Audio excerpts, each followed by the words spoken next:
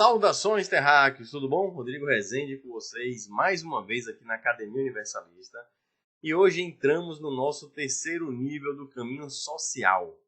Tá? E para isso, vamos fazer primeiro algumas lembranças. Se você está caindo de paraquedas aqui agora, esse vídeo faz parte de um curso completamente gratuito, como tudo nessa iniciativa, que é o curso EAD de Ciência Universalista.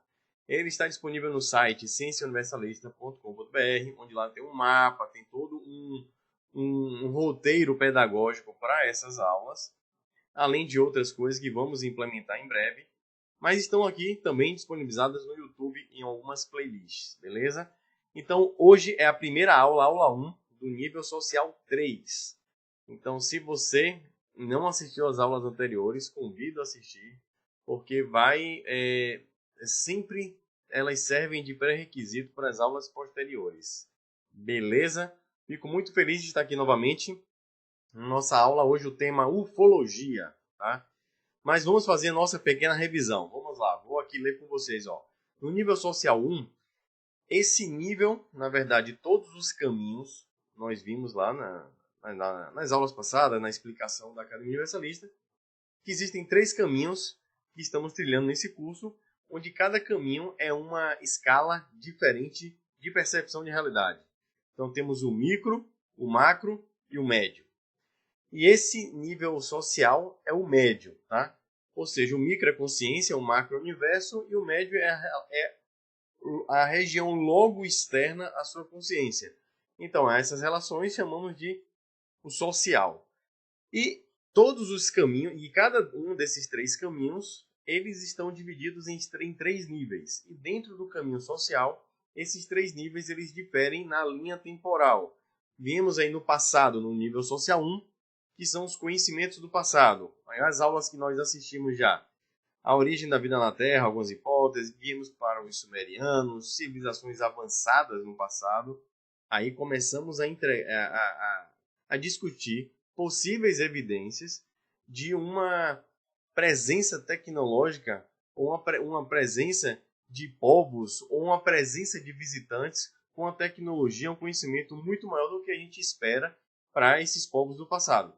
Aí viemos com as aulas civilizações avançadas no passado, culturas integradas, deuses astronautas, ou seja, que lidamos com a questão das mitologias, deuses astronautas 2, os conhecimentos avançados que foram encontrados no passado, e a última aula que é da ufologia à mitologia, onde fazemos alguma releitura da Bíblia em alguns pontos que eu achei, por sinal, bem interessante.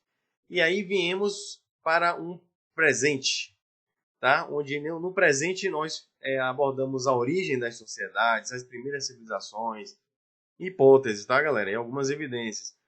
Aí entramos no presente mesmo, que é o controle do poder. Essa aula eu gostei bastante. Religião, mídia, governo oculto e, para finalizar, o nível social 2, sociedade controlada. Recomendo bastante assistir essas aulas, tá? E vamos entrar agora para o nosso nível 3, onde vamos entrar no futuro. Mas para abrir a perspectiva, vamos vislumbrar, vamos imaginar, vamos idealizar um futuro próximo. A primeira aula dessas 7 aulas que virão aí pela frente, eu preciso falar um pouco sobre ufologia. Por que esse termo agora se faz tão importante, tão presente? Tá? Mas antes disso, deixa eu ler aqui com vocês. Ó. Uma nova perspectiva social após percorrer a linha temporal na busca de evidências e descobertas que alterem a história divulgada. Isso é a explicação da nossa trilha aqui do caminho social. Transformando nossa perspectiva de realidade e discernimento a respeito do que seja a nossa relação de consciências coletivas, ou seja, de nossa sociedade. Um nível de forte construção da liberdade filosófica e social, entendendo o sistema no qual estamos inseridos e refletindo sobre nosso papel nessa jornada. Uma pausa para uma aguinha é sempre bom, né? Que aqui é muito raro ter edição de cortes, a gente leva direto, tá? Então, qual é o objetivo desse caminho social? É fazer você refletir sobre a sociedade, sobre a sociedade planetária, sobre a sua sociedade local, a cultura, sobre as tradições, sobre o meio de vida que você está vivendo. Então vamos aguçar o seu questionamento. A história que você compreende é realmente real? Aquilo que foi divulgado para você é real? E, além disso, fazer alguns questionamentos que eu considero um dos questionamentos muito importantes. Eu acho que a pergunta mais importante que a gente poderia fazer hoje na sociedade, uma delas, né, é a que vamos seguir logo aqui em frente, ó. Estamos sozinhos? Estamos sós no universo? Por que essa pergunta é tão importante? Porque no momento que você tem a percepção, você tem a compreensão de que não estamos sozinhos no universo, imediatamente diversos paradigmas, diversas amarras, diversos aprisionamentos começam a cair. E vamos discutir sobre isso ao longo desse nível, tá? Mas estamos sós no universo? Eu acredito que após as aulas do Caminho Social 1, eu acredito que você já esteja se respondendo, né? A probabilidade, nós vimos, de estarmos sozinhos é praticamente nula. Aí o que entra são outros questionamentos, né? Ah, mas as distâncias são muito longas. Como a sociedade de outro local estaria chegando aqui na Terra? Cadê as provas cabais, etc. E por que eles não estão aparecendo, né? Por que eles estão brincando de se esconder? Ou seja, essas perguntas nós vamos lidar com elas. Mas antes de entrarmos nesse assunto, que mergulharemos cada vez mais nas próximas aulas, vamos lidar com o seguinte. Por que estudar ufologia? É algo sério? Ufologia é uma pseudociência? É só gente picareta querendo ganhar dinheiro em cima de você? Com certeza tem muita gente que faz isso. Mas vamos fazer aqui uma abordagem para filtrar pelo menos um pouco, né? Porque, como todo campo do conhecimento, você tem que ter um filtro super ativado, tá? Então, estamos sozinhos no universo? Vou seguir aqui, ó.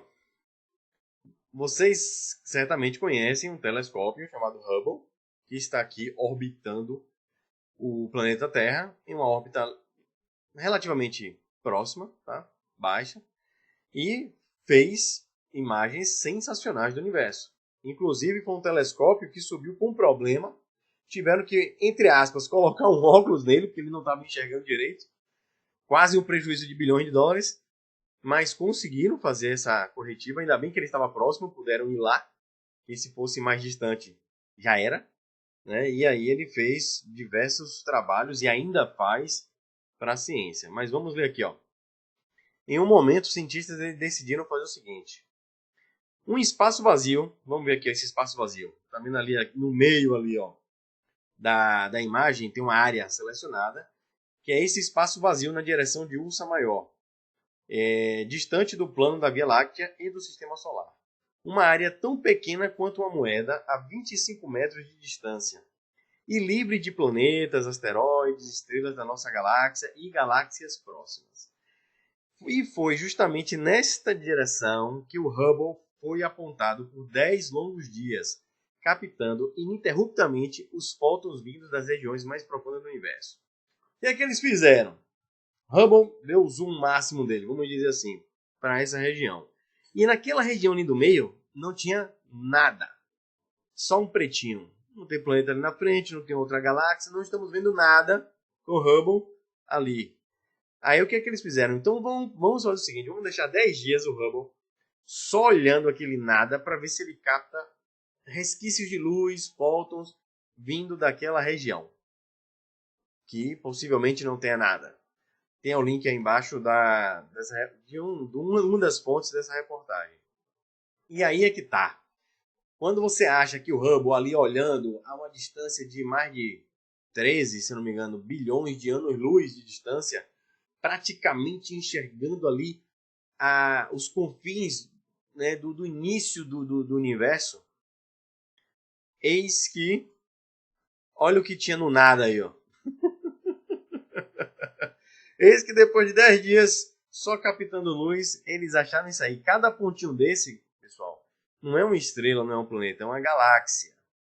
Cada galáxia dessa com bilhões, quando não trilhões de corpos celestes, de sistemas solares, de planetas, de estrelas, enfim. É um negócio surpreendente, tá? Então vamos ler com vocês. Ó. Naquela pequena área do céu, onde muitos imaginariam não haver nada, o Hubble havia registrado mais de 3.000 galáxias, algumas tão distantes que sua luz viajara por cerca de 13 bilhões de anos antes de atingir os sensores do telescópio espacial Hubble. Pela primeira vez, estávamos enxergando objetos quase tão antigos quanto o próprio universo. Esta sentença de tão antigo quanto o próprio universo, eu acho um tanto quanto pedante, tá? O universo visível, limite do nosso universo visível. Vamos ver que isso possivelmente venha a mudar, né? Então nós não podemos, eu acredito que a ciência não pode taxar a idade do universo. Ela pode estimar, ter uma teoria, uma hipótese sobre aquilo, tá? Mas quando eles acham que não tem nada, tem 3.000 galáxias. Ou seja, o negócio é muito grande. Vamos seguir. Aí você pensa, caramba, esse infinito todo aí, a gente está sozinho. Matematicamente, vimos, e eu não lembro mais qual foi a aula, sobre o cubo mágico. Né? Vimos que a inteligência está intrínseca em tudo. Então, a probabilidade de você resolver um cubo mágico no caos, aleatoriamente, fazendo um movimento aleatório por segundo, você poderia levar até 65 bilhões de anos só para resolver um cubo mágico. Ou seja, a inteligência ela está intrínseca em tudo. Então, se ela está em tudo, da mesma forma como ela se manifestou, já que estamos falando de vida inteligente, ou seja, princípio inteligente, usando o mesmo padrão da própria natureza, possivelmente o universo está recheado de vida, né? Mas vamos seguir. Aí na direita mais um. Aí na direita eu coloquei só um zoom de uma partezinha aí dessa imagem esquerda para vocês verem como há muitas e muitas galáxias aí fora. E isso dentro do que a gente chama de universo visível, que é o que os nossos equipamentos conseguem enxergar, tá? Por que 13 bilhões de anos atrás? A imagem dessas galáxias, essa luz foi a luz que foi irradiada há 13 bilhões de anos atrás. Por quê? Porque está a 13 bilhões de anos-luz de distância. Ou seja, estamos olhando um passado longínquo, altamente remoto. E aí é o seguinte, isso voltando aqui, foi em 1995, esqueci de dizer. Em 2004, eles pegaram o Hubble e fizeram o seguinte, vamos ver se a gente melhora essa bagaça, né? Então aquela foto anterior ficou conhecida como Hubble Deep Field. E foi por muito tempo a imagem mais profunda no universo captada pela humanidade. Mas em 2004, após a modernização dos seus sensores, o telescópio espacial Hubble fez uma nova e ainda mais profunda imagem, registrando mais de 10.000 galáxias numa pequena área próxima à constelação de Orion. Essa era a Hubble Ultra Deep Field, ou seja, a mais profunda ainda imagem feita pelo Hubble. E aí quando viram aquele pontinho preto, vamos ver se a linha, né, tem mais de 10.000 galáxias. Lembrando, em uma imagem em um cantinho muito pequeno, é como eles colocaram, como se fosse uma moedinha a 25 metros de distância, naquele cantinho de nada, naquela cabecinha naquela cabeça de um alfinete, lá longe, eles conseguiram registrar mais de 10.000 galáxias, cada galáxia com bilhões, quando não trilhões de corpos celestes. É muita coisa, a gente não consegue nem imaginar. E, muito recente, um novo telescópio espacial foi lançado para o espaço, o James Webb, onde o James Webb ele não está orbitando a Terra, ele está orbitando o Sol. E ele fica fazendo uma órbita entre o Sol e a Terra. Ele está aqui, ele está sempre de costa para o Sol e de costa para a Terra, acompanhando a Terra ao redor do Sol. Isso é uma localização, uma órbita muito estratégica, porque com seus escudos solares, que é essa parte de baixo do James Webb, isso aí está sempre de costa para a luminosidade da Terra, do Sol, ou o que for. Então ele protege que, além da radiação, enfim, além de algumas coisas, a luz que é emanada do Sol, ela não vai interferir nas observações. Então ele está numa posição interessantíssima para poder fazer os registros, e já começaram registros fantásticos. Inclusive, dar um spoiler aqui, não faz parte dessa aula, mas vou falar. O James Webb, ele começou a fazer imagens, já bateu recorde, ele é cerca de 100 vezes mais poderoso que o Hubble. Então ele já fez imagem de universo profundo e avançou de 13 bilhões, já está, salvo engano, em 13,4 bilhões de anos de observação. E os cientistas esperavam, pelo modelo da hipótese deles do Big Bang, que as galáxias nessa região seriam de tal forma, estariam próximas e se chocando, e seria uma maneira mais primitiva, né, das galáxias. Só que o Hubble mostrou que não. Lá, pertinho do Big Bang, vamos dizer assim, pela hipótese, né, da ciência, o nível de complexidade, de arrumação, está semelhante às galáxias que a gente vê aqui próximo a gente. Já bem formado, em movimentos que não era esperado. Ou seja, o próprio James Webb já está levantando possíveis indícios, evidências, de que a teoria, a hipótese do Big Bang precisa ser revisada. E isso é sensacional demais. Isso vem mostrar o movimento científico que é o normal. Né? Vimos em aulas passadas onde a ciência entra em colapso e ela começa a revisar seus paradigmas e definir uma nova ciência. Isso é fantástico, isso é evolução. Né?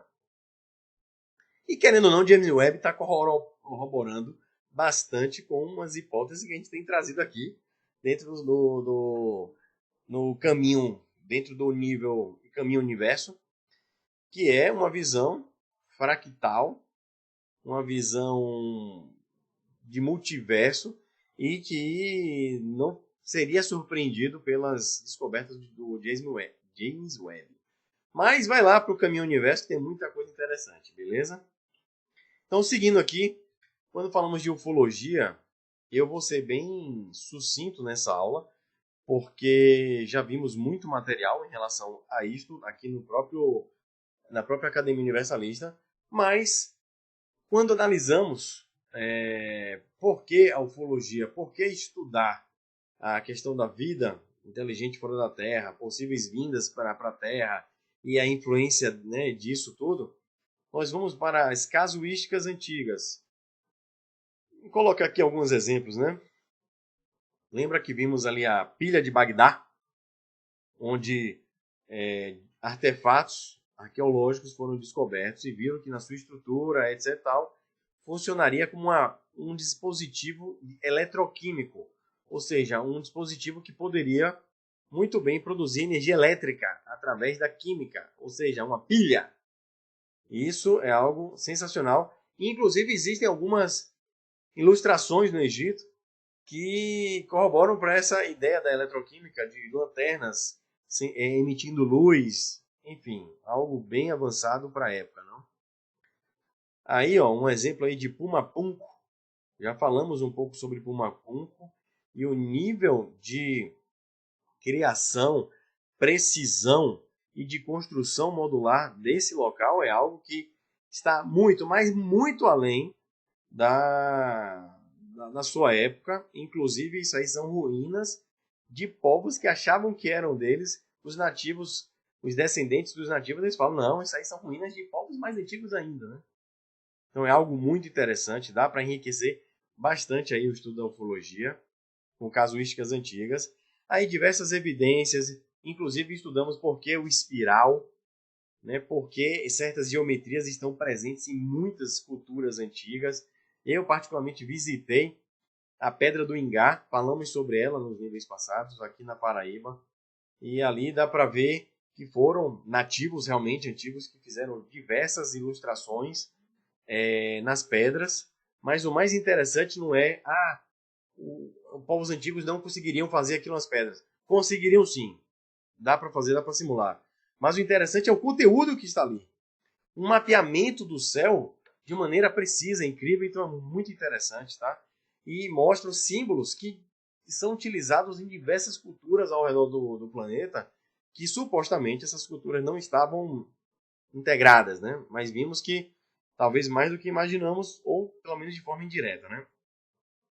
Aí a imagem, não lembro, se foi retirado de aulas passadas, não sei se foi na Austrália, enfim, mas diversas figuras rupestres mostram seres coexistindo, pelo menos em um momento, com os seres humanos. Como vimos também na Amazônia. Diversos relatos, desde pinturas rupestres até tribos indígenas, os Hopi, enfim, diversas tribos espalhadas aí pelo planeta, diversas culturas, mostrando que em um grande momento, um grande período aí da humanidade, o ser humano ele coexistiu com seres vindo de outros locais, tá? Então o que não falta são evidências para enriquecer essa ufologia arqueológica. Esse martelo, que eu sou péssimo de nome, eu acho que vocês já sabem disso, mas vai lá para as aulas anteriores. Esse martelo é um martelo altamente curioso, porque ele está dentro de uma rocha fossilizada, e aí quando você faz uma análise desse tipo de fossilização, estima-se que esse martelo ele tenha possivelmente mais de 100 milhões de anos de idade. Eu não falei 100 anos, galera. Eu falei nem 100 mil anos. Eu falei 100 milhões de anos. Mas vamos lá, um martelo há 100 milhões de anos, teoricamente, nem existiria ser humano. Só que o detalhe é que além desse martelo ter essa idade muito antiga, né? Ele também é de uma construção de uma liga mineral que só com tecnologia moderna e muito difícil a gente conseguiria reproduzir. Então, isso está no museu. Tive um colega que disse que botou a testa a centímetros desse martelo, né? Eu esqueci se é na Inglaterra esse museu. Mas vai lá para as aulas anteriores para você ver como tem coisa interessante, tá? Então, isso já denota a presença alienígena na Terra? Por esse martelo, não. Não necessariamente. Mas denota que não conhecemos em nada a nossa história. O que a gente conhece é um intervalo de tempo muito curto. Aí são imagens, né, do Templo de Osíris, que falamos em aulas passadas, mostrando aí figuras nítidas aí de aviões, de helicópteros, se assemelha ao extremo. Então tem gente que fala, não, isso aí representa o amor. Vimos que é muito difícil não ser algo que a gente conhece, tá? Com toda a aerodinâmica, com toda... Enfim, vimos também, lembra dos aviões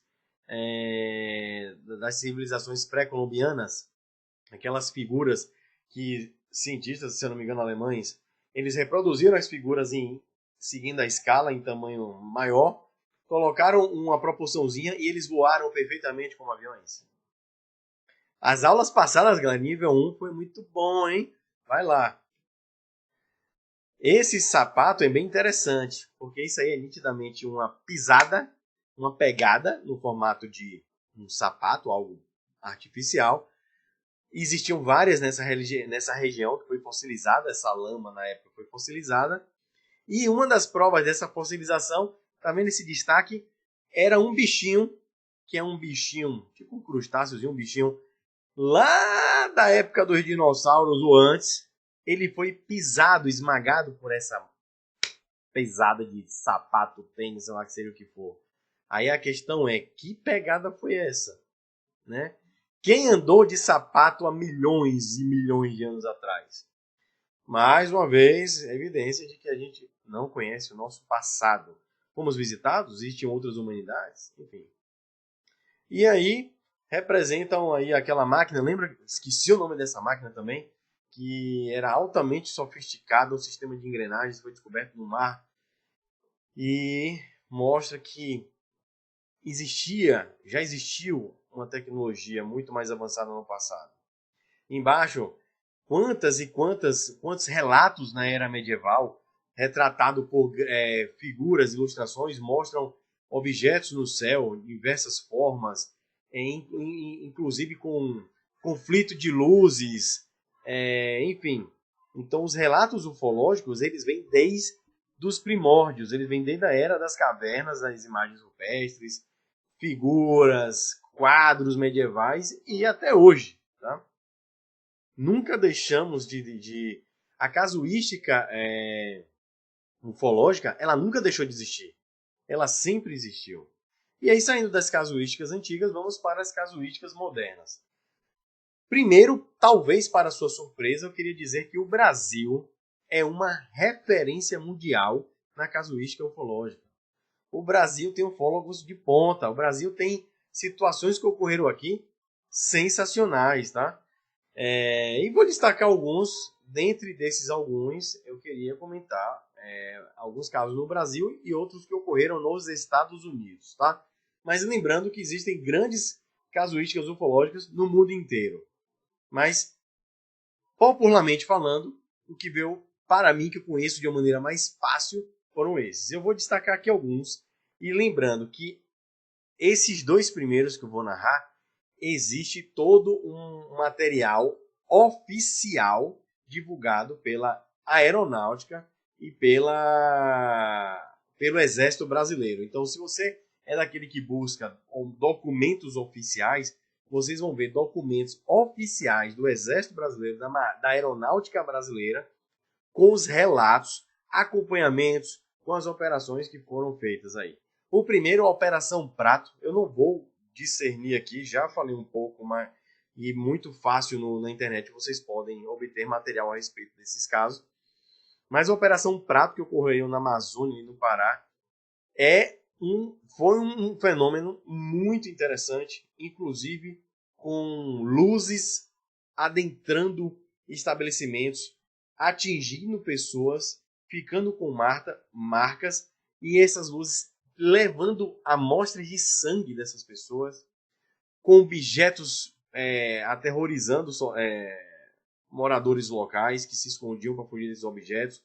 O Exército filmou, o Exército fotografou, o Exército registrou. Inclusive, um dos comandantes do Exército viu o objeto pairando na margem do rio, viu um ser sair desse objeto, olhar para eles, depois ir embora. Então é algo assim muito incrível que vocês devem estudar. O outro também, esse outro eu acredito que seja um dos maiores casos ufológicos do planeta, foi a Noite Oficial dos OVNIs. Salvo engano, não sei se foi 82, 86, mas meados ou início da década de 80, quando mais de 21 objetos, eles simplesmente fecharam o espaço aéreo de São Paulo, com torres em Minas Gerais, São Paulo, Brasília, estavam detectando esses objetos. Hoje vemos documentos da aeronáutica. No outro dia, o brigadeiro da aeronáutica, ministro da aeronáutica, pilotos, controladores de voo foram em público, oficialmente, narrar o que estava ocorrendo. O relatório deles demonstrou que aqueles objetos não eram nenhum tipo de veículo conhecido pelo homem, mas eles faziam movimentos inteligentes. Eles voavam informação, informação de voo, seguiram os caças brasileiros, pilotos de aviões comerciais que estavam no momento, eles viram e relataram. Existe inclusive no YouTube o áudio oficial, o áudio deles. No momento, todos esses oficiais, com o poder de discernimento que eles têm, começaram a investigar e chegaram à conclusão seguinte, que eles não sabem o que era, daí o nome OVNI, mas que eles têm certeza que o que estava controlando aquilo ali era inteligente. Foi um fenômeno, assim, um momento incrível para a ufologia mundial e que ocorreu aqui no Brasil. Então, estudem. Outro caso que muita gente já vem com a risadinha, mas que é um dos maiores casos também, foi o caso Varginha. Tá? Olha, o caso Varginha ele é repleto de desinformação. O Exército esteve envolvido, faculdade supostamente envolvido, Exército americano supostamente envolvido, CIA supostamente envolvido, NASA supostamente envolvido. Olha, o que teve de coisas estranhas acontecendo naquele período, que aquelas meninas viram aquele ser, não ficou só nisso. Outras pessoas viram outros seres. Sabia que pessoas morreram nesses episódios? Se você não sabe, investigue. Já conversei um pouco sobre isso em vídeos passados, mas 2 pessoas morreram. Entre uma delas, um policial morreu com uma infecção misteriosa embaixo do braço por ele ter carregado um dos seres que foi encontrado. Então, a coisa é muito mais complexa e maior do que a mídia tentou descredibilizar na época e até hoje, tá? Então, o caso Varginha, eu colocaria como um dos casos mais incríveis que já ocorreram pela quantidade de relatos, de evidências, de documentações, tá? Um caso também que eu queria relatar é o caso do estádio Morenão. Aí o nome correto do estádio é Pedro Pedrocian, onde o estádio inteiro viu um objeto cilíndrico, com luzes. Então foi aquele avistamento, e existem vários no mundo, inclusive mais recentes. Tem um que tem uma cantora, ela tá gravando um clipe no estádio, aí ela para de gravar porque vê todo mundo olhando para cima. Aí o próprio câmera vai lá e dá um zoom e tem um objeto não identificado muito alto sobre o estádio. Esse no Brasil foi bem rasante, o pessoal disse que viu muito, muito perto.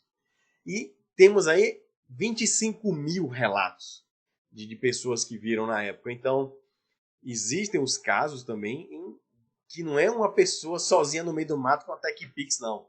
É muita gente vendo ao mesmo tempo, tá?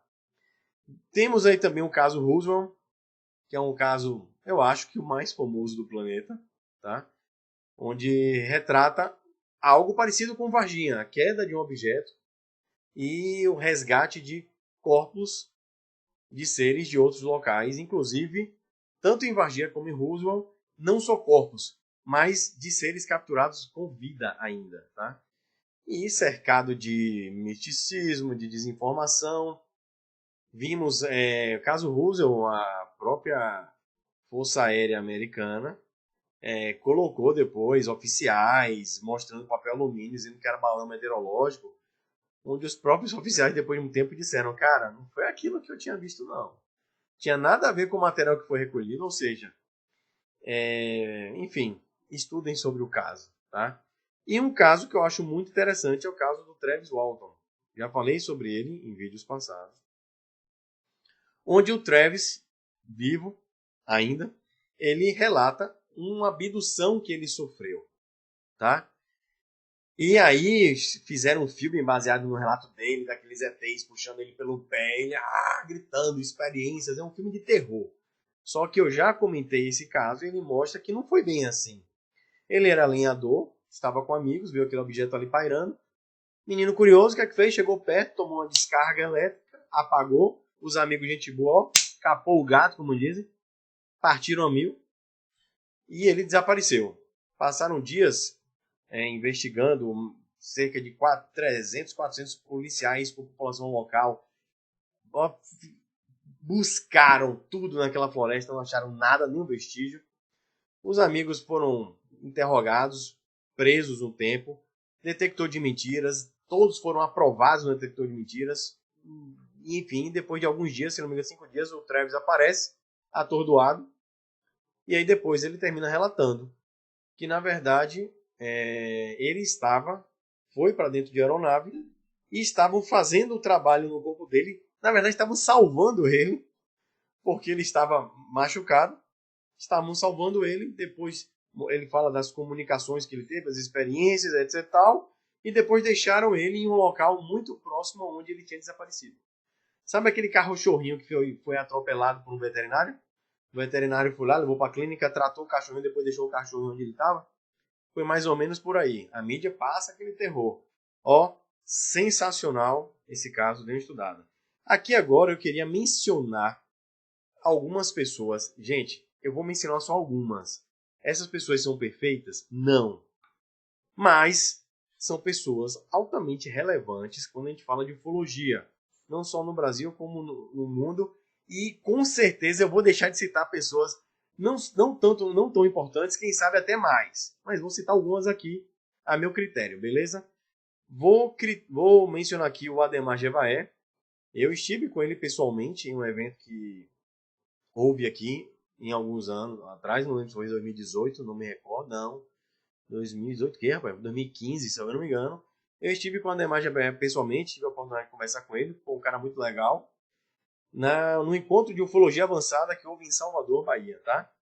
Ó, figura que aparece no History Channel, diretor da revista UFO, então é um dos ufólogos com maior relevância, não só no Brasil, como no cenário mundial, tá?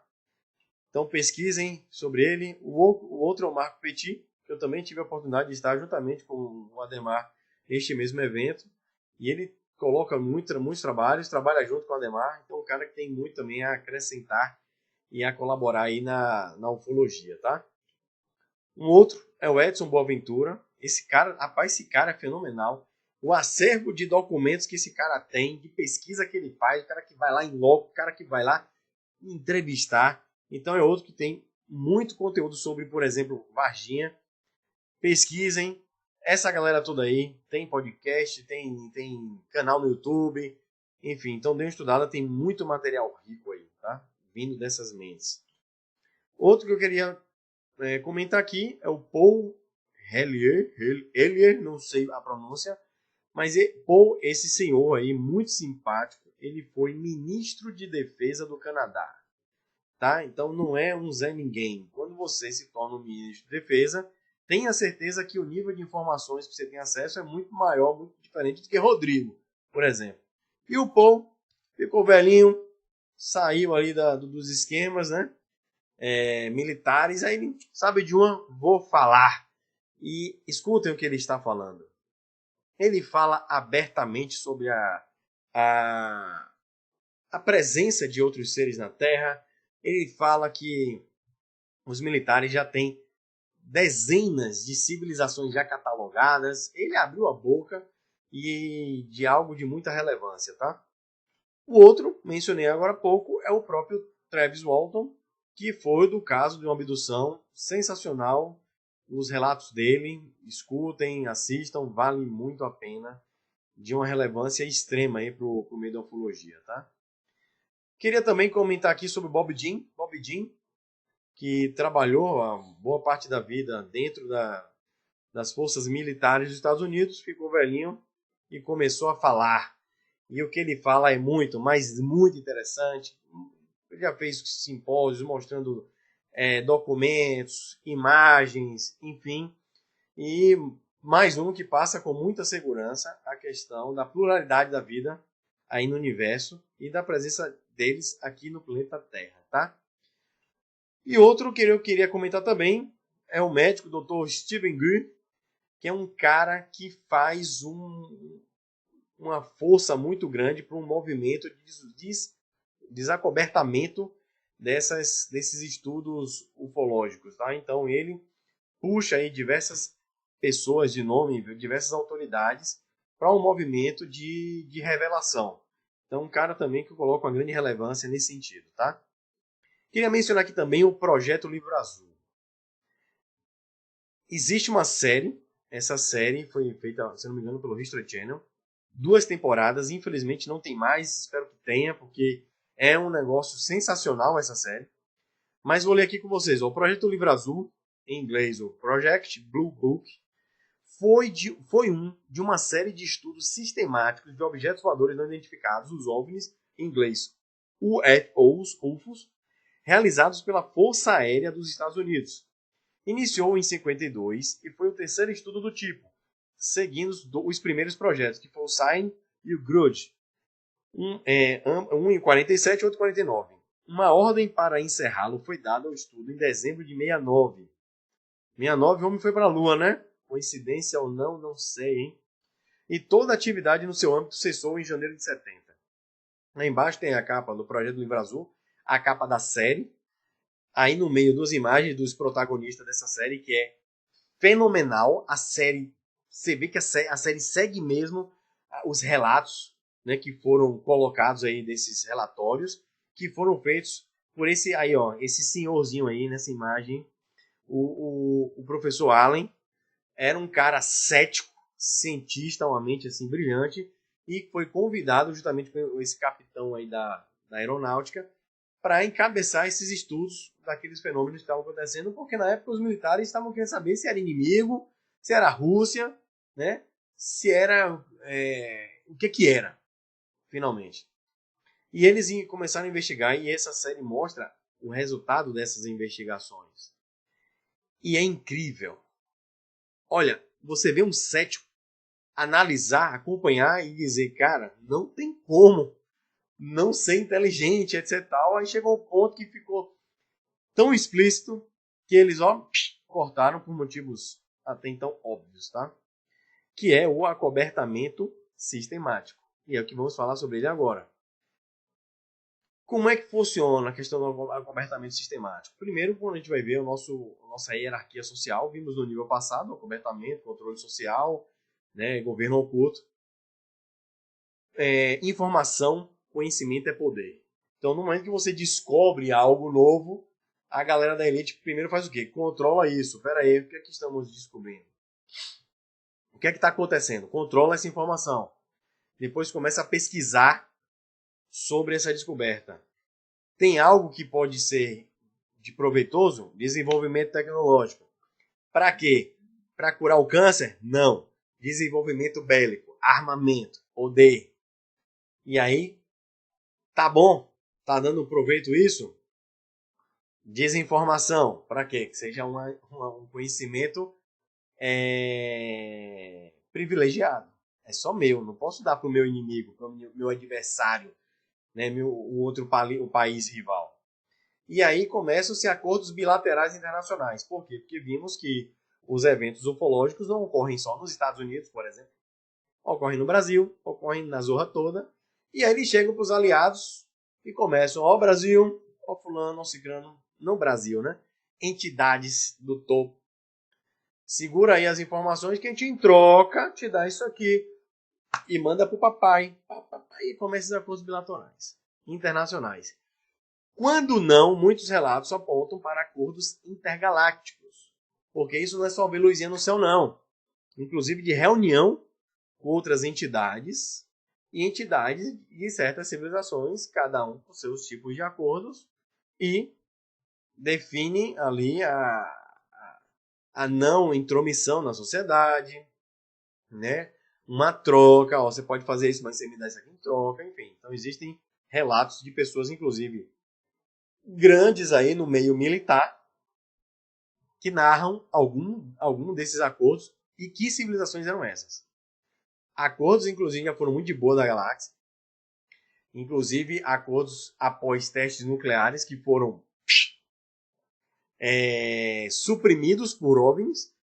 Diz que ao ponto de aparecerem seres e falarem o seguinte: não façam mais isso, meus caras. Vocês não sabem o que vocês estão mexendo. Olha a merda que vocês iam fazer. Entendeu? E também acordos com gente não tão boa assim na galáxia. E fala, ó, me dá um negocinho aí. Deixa eu levar aqui uma galerinha. Deixa eu pegar um revaquinho. Deixa eu fazer um esquema. E toma aqui essa bala.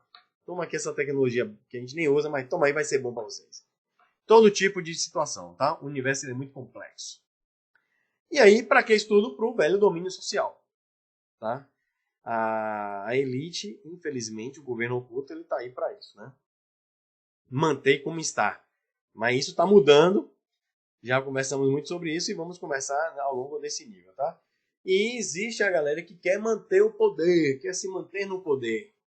E toda essa tecnologia, todo esse conhecimento, ele precisa ser suprimido ao máximo por eles, porque vimos o ex-presidente Ronald Reagan lá na ONU discursando e falando: hoje só existem fronteiras imaginárias, tidas como fronteiras entre nações, essa divisão, essa segregação social. Por quê? Porque não existe nenhuma compreensão sobre o mundo externo, sobre a realidade fora do planeta, que nos unam como terráqueos. Não existe uma causa, né, única a todos. Por exemplo, uma vinda de um meteoro, quem sabe até uma invasão alienígena, alguma coisa desse tipo, ele até brincou dessa forma, onde nesse momento passaríamos a deixar de ser brasileiros, americanos, etc., para nos tornarmos terráqueos. Então, a compreensão da vida fora da Terra imediatamente nos torna terráqueos. E não precisa ser uma invasão alienígena, uma coisa ruim. No momento que soubermos, e pra caramba, existem muitos povos bons, inteligentes fora da Terra, pô, a gente é terráqueo então. Pra que essa briga aí entre a gente? Cara, vamos nos preocupar com a galera lá fora, por que a gente vai brigar aqui dentro? Isso não é bom para quem está no domínio do poder, né? E aí vemos a imagem embaixo à esquerda de vocês aí, um oficial da Força Aérea Americana mostrando um papel alumínio dizendo que Roswell era um balão meteorológico, e diversos relatos já confirmaram que não. Olha essa matéria na CNN, ó. Pentágono confirma a veracidade de vídeos de OVNIs. Esse vídeo aí embaixo, ó, mais à direita. Sempre que fala de extraterrestre OVNI, Olha o sorrisinho maroto, descarado na cara das pessoas. O jornalismo, vimos, o jornalismo hoje ele é comprado. A mídia, ela faz parte da elite.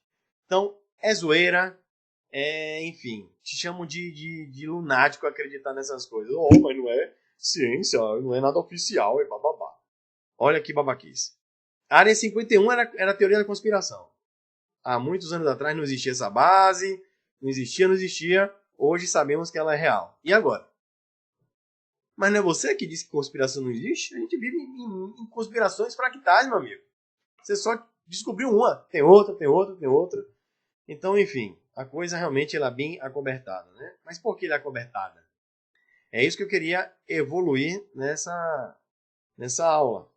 Ela é acobertada pela seguinte maneira: no momento que você descobre que existe um objeto que está carregando uma tripulação inteligente, Deus sabe da onde, mas que esse objeto se deslocou em distâncias que, pela velocidade da luz, era impossível dele chegar, não emite som, não usa petróleo, não solta fumaça, meu amigo, que tecnologia é essa?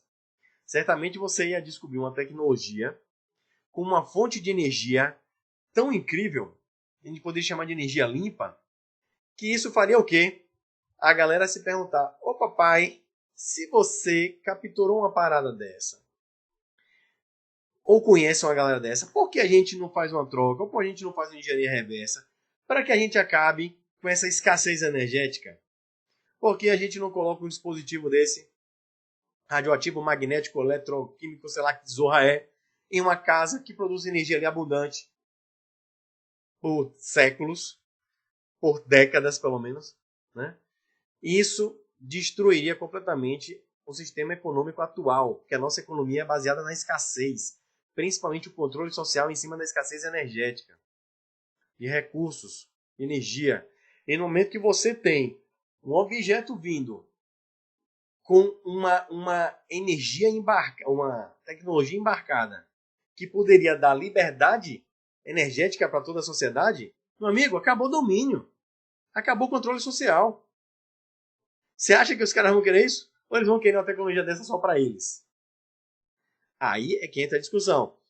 Vou mencionar esse cara aí, polêmico cara, chamado Bob Lazar, que ele narra que ele trabalhou não na área 51, ele visitou a área 51, mas ele trabalhava em outra base secreta com engenharia reserva em cima de um veículo, um objeto que foi capturado e levado para essa base. E era justamente estudar como era o funcionamento dessa tecnologia de uma nave, onde ele, em um momento, ele chegou a ver que existiam vários galpões, cada cientista não sabia do trabalho do outro, mas ele viu que tinham várias naves já capturadas, e eram naves diferentes. Aí ele narra sobre esse veículo que ele trabalhava, que é parecido com esse que eu coloquei na imagem, e que trabalhava em cima de um componente chamado isótopo 115, salvo engano, que aqui a gente não consegue estabilizar esse material, mas que diz que encontrou muito desse material já estabilizado, ninguém sabe como, dentro desse objeto,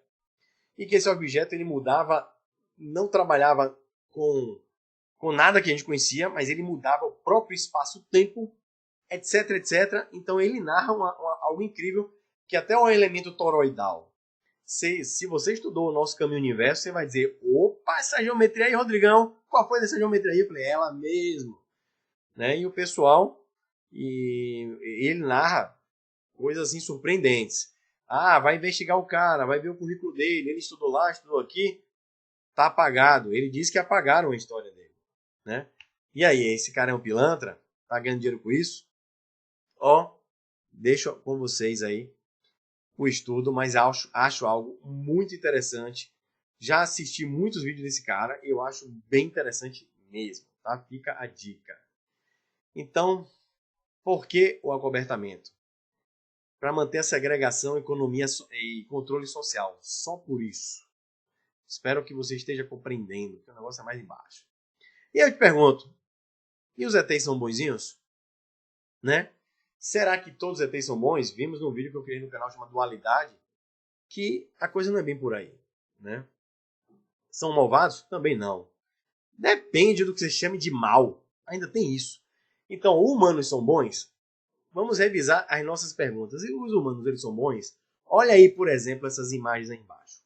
Na direita, vocês estão vendo a pluralidade das etnias humanas. Como o ser humano ele é diversificado. Quantas culturas, quantas pessoas diferentes, assassinos, pessoas maravilhosas. Olha aí, uma foto aí de uma pessoa maravilhosa e um assassino.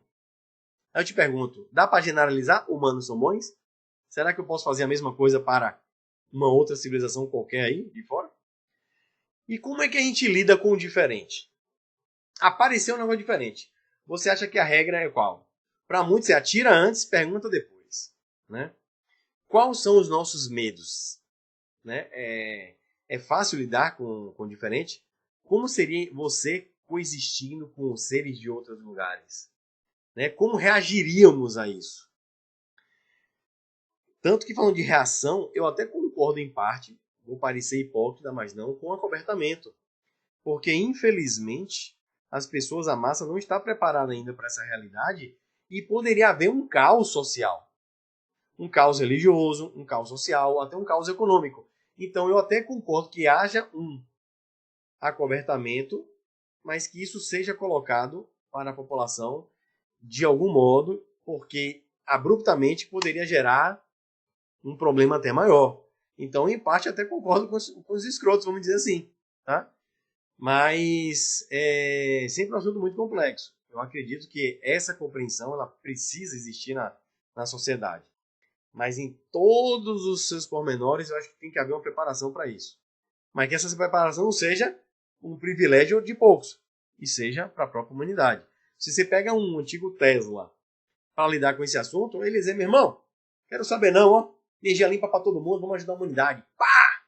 Mas a gente sabe que, infelizmente, não é assim, né?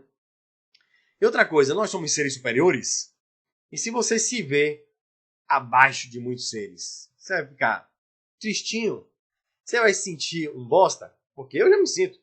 Quando eu olho para certas pessoas, certos humanos, eu olho, cara, como eu sou uma criança, sou um nada do lado dessa pessoa. Imagina para outras civilizações. É só infância, galera. Ninguém é inferior ou superior em termos de consciência, mas mais velhos e mais jovens existem, né? E outra coisa, precisamos compreender a dualidade, tá? E o bem e o mal. O que é o bem e o que é o mal? Trabalhamos isso muito até no caminho consciência. E o melhor e a percepção da dualidade.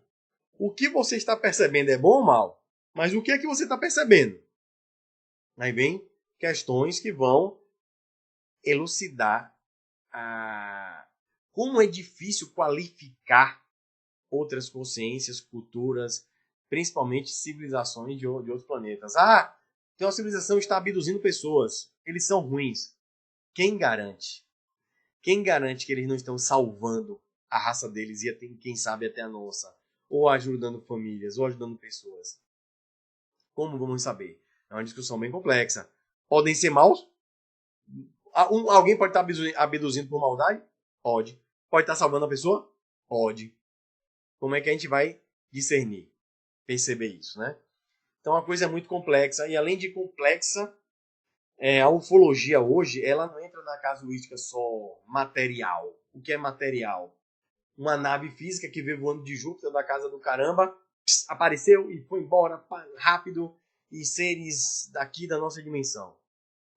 Pois vemos que a pluralidade da existência ela é multidimensional. Aí entram no contexto agora que chamam de ultraterrestres. Ou seja, seres extraterrestres de outras dimensões. Você bota praticamente toda a espiritualidade nesse rótulo aí, de ultraterrestre. Tá? Então, cadê esses ETs? De onde vêm? Como percorrem longas distâncias? São desta dimensão? E por que esses caras não aparecem de vez? Né? Ali, para todo mundo ver. Essas perguntas são tão complexas que nós vamos caminhar nelas ao longo desse nível. Tanto que a próxima eu vai falar sobre quarentena cósmica, enfim. Mas o que a gente precisa é entender que a realidade da vida fora da Terra, ela não cabe só a ufologia a esse estudo. Cabe a própria espiritualidade, cabe a toda a ciência, onde vamos lidar com consciências fora desse planeta, fora dessa dimensão, mas que estão aí habitando esse incrível universo, tá? Então, se você chegou até aqui achando que estamos sozinhos no universo, olha, pessoal, a quantidade de evidências é impossível. É praticamente impossível lidarmos com esse conceito. Não tem por que a vida só existir aqui, tá? E isso vai fazer, é muito importante, vai transformar a sociedade terráquea para uma próxima etapa que a gente vai passar, tá? Então, a ufologia, trago aqui, é um estudo muito importante. Eu, particularmente, tenho afinidade com a ufologia desde que eu era criança. Não aprendi com ninguém na família. Não sofri influência de ninguém. Simplesmente vi dentro de mim com essa afinidade. Sempre busquei materiais e nunca deixei de buscar. Existe muita porcaria na ufologia? Demais. Material, fraude, picareta, não falta. Eu diria, se duvida, até a maioria. É complicado estudar ufologia sem uma base científica, sem um discernimento trabalhado para você escapar dessas neuroses, desse fanatismo, enfim, de picaretas, etc. Tá? Mas estamos aqui para isso, né? Para estudar com o pé no chão e abrir as nossas mentes. Então, ufologia é um bom caminho aí para abrir as nossas mentes, tá? Para um futuro que vem pela frente. E como poderia sempre dizer, a viagem do conhecimento continua. Eu queria agradecer por mais uma aula completada. Obrigado pela paciência e atenção de vocês. Gente, entrem no ciênciauniversalista.com.br, neste site. É tudo gratuito, mas se fazem um cadastro lá, vocês vão ver o mapa, vocês vão ver tanta coisa interessante, é bem legal. Aproveitem, deixem seus comentários lá. Deixem seus comentários aqui também no YouTube. Quero ver a participação de vocês. Dúvida, crítica, elogio? Estamos aqui para isso. Sempre abraçando aí o pessoal de Boa da Galáxia e desejando sempre tudo de bom e muito estudo, porque é isso que vai fazer a gente despertar conhecimento, beleza? Então, gente, grande beijo, grande abraço. Como eu sempre desejo, fiquem com Deus, fiquem com quem vocês quiserem, mas fiquem em paz, tá bom? Até a próxima aula já, hein? Valeu, gente. Tchau, tchau.